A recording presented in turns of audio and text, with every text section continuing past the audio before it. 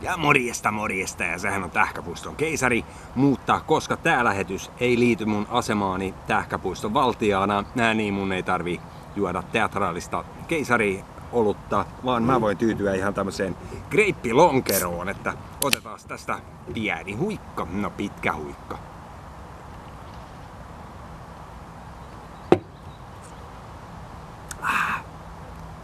Vaan tää liittyy lähinnä siihen, että tänään on ensimmäinen ennakkoäänestyspäivä noissa eurovaaleissa. Ja tää on aika lyhyt lähetys. Eli sinä, rakas katsoja, joka kitiset siellä, että näitä ei jaksa katsella, niin no worries. Tää ei ole pitkä lähetys, että sun ei tarvi hirveän kauaa kiristellä hampaitas tai puristella niitä näivettyneitä haararusinoita siellä. Niin pysy linjoilla, sä pystyt joka tapauksessa. Anyways, mä otin tuossa haastiksen, kävin tuolla Turun kauppatorilla, koska vaihtoehtomediatkin osaa. Ja mä halusin todistaa tän sen takia, että tossa, mitä siitä on viikko pari, kun kattelin, että tämmönen kilpaileva vaihtoehtomedia, no toisaalta kilpaileeko vaihtoehtomediat keskenään, sitä mä en tiedä. Mutta anyway, heidän toimitus oli tämmöisessä VVD vai VVR-niakkarissa ja näytti olevan aika semmoista jännittävää vähintään se kunto. Et mäkin oon toki, mä myönnän sen, että mä oon harrastanut että mä oon mennyt miakkareihin pikkuhönössä. Mutta toisaalta mä oon kasvanut siitä yli. Ja niin kuin sanottu, mä oon kasvanut aikuisemmaksi. Et genrehän ainakin kilpailevat toimitukset ymmärtää viinivertauksia paremmin, joten mä meinaan käyttää niitä. Joten käytän itsestäni semmoista termiä kuin mä oon hyvä viini, joka paranee vanhetessaan. Et kyllä te nyt ootte huomannut tämän eron siihen 7 vuoden takaiseen maidan sekoiluun, kun mä siellä olin mitä olin. Ja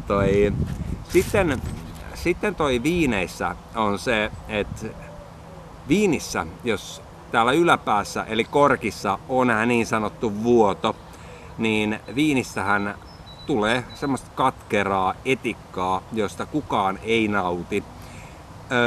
Mun mielestä vaihtoehtotoimitukselle niin on käynyt juuri näin, että siellä oli hyvää settiä, mutta sitten kun se on se korkissa se vika, niin siellä tulee sitä katkeruutta. Mutta mä en oo mikään psykoanalyytikko, joten mä en ota kantaa siihen, mutta kuitenkin koska on EU-vaalit alkanut, niin kävin Turun torilla ja otin sieltä pikkuhaastiksen. Sen me voidaan kattoo ja mä otan nyt pitkän huikan. C-media löysi tiensä Turun kauppatorille ja löydettiin täältä Turun perussuomalaisten puheenjohtaja. Kukas te olette? Hannu Maja. Morjes. Ja täällä on ensimmäinen vaalipäivä käynnissä sitten. Kyllä, vilkasta on ollut tässä kopilla koko aamupäivän. Lähinnä mua mietityttää tää, että kannattaako eurovaaleissa yleensäkään äänestää, koska no, kyllä sä tiedät. Kyllä mä näkisin, että EU-vaaleissa oikeasti kannattaa äänestää, vaikka moni ei siitä EUsta tykkääkään, mutta siellä vaan valitettavasti päätetään aika tärkeistä asioista ja nyt kun me ollaan itse hallituksessa, niin me pystytään oikeasti vaikuttamaan myös noihin EU-asioihin. Perussuomalaiset on hirveän monta vuotta sanonut, että ei EUta, mutta silti sinne nyt ollaan taas lähettämässä muutamaa kaveria. Joo, kyllä meidänkin siellä kannattaa mukana olla, että meidän sana kuuluu ja saadaan muokattua sitä Eurooppaa semmoiseksi kuin pitää ja saadaan nimenomaan pidettyä meidän suomalaisten etua siellä.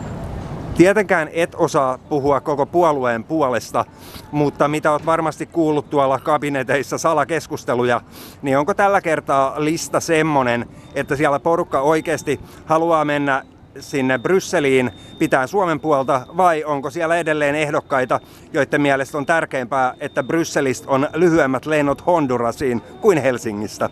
Kyllä siellä nyt on niin hyvä lista meillä, että kyllä sinne varmasti kaikki on töitä mennyt tekemään ja menee tekemään nimenomaan. Nämä on valtakunnalliset vaalit. Onko teidän mielestänne, Hannu Maja, maanpetturuutta minulta, jos turkulaisena äänestän esimerkiksi tamperelaista Veikko Valliinia? No, jokaisella on äänestysvapaus ja tietysti aina omia ehdokkaita. Täällä Varsinais-Suomessa pyritään vähän esittämään äänestyslippuun, mutta jokainen ääni sataa perussuomalaisten laariin. Se on hyvä. Kyllä. Kiitos tästä ja onnea vaaleihin persuille. Kiitoksia. Ja siellä on vaalityöt ollut pitkän aikaa käynnissä ja nyt ollaan saatu vaalijulisteetkin tuossa jokunen aika sitten tonne muun muassa Aurajoen rannoille. Ja mä kävin sitten kaupungissa yksi päivä ja siellä kattelin niitä julisteita, niin muun muassa Suomen kommunistisen puolueen teema on demonisoida muun muassa valtiovarainministeriä. Se on mun mielestä lapsellista, kun jos me katsotaan näitä heidän ehdokkaitaan, niin he on jo valmiiksi karikatyyrejä, niin tehdä sitten karikatyyrejä muidenkin puolueiden jutuista, ja Riikka Purrahan ei ole edes ehdokkaana EU-vaaleissa. Se on tätä vasemmistolaista epälogiikkaa. Mutta tosiaan kävin äänestämässä, koska tänään on se ensimmäinen ennakkoäänestyspäivä. Ja koska tämä perussuomalaisten Turun puheenjohtaja ei lyönyt mua ainakaan liian lujaa ideasta, että mä äänestäisin Veikko Valliinia, niin mä kävin äänestämässä ja annoin ääneni tosiaan Tampereen lahjalle maailmalle, eli Veikko Valliinille. En välttämättä, koska mulla ei ole talouspoliittista osaamista yhtä paljon kuin Valliinilla, en välttämättä ymmärtänyt kaikkea, mitä hän sanoi, niin kuin niitä hienoja sanoja puheissaan. Mutta ainakin hän puhuu mun kieltäni, eikä tätä Turun murretta, joten ääni lähti hänelle. Mutta hei, nyt on EU-vaalit. Säkin voit äänestää. Ennakkoäänestys alkoi tänään. Se jatkuu tonne 4.6. asti. Ja sitten varsinainen päivä on 9.6.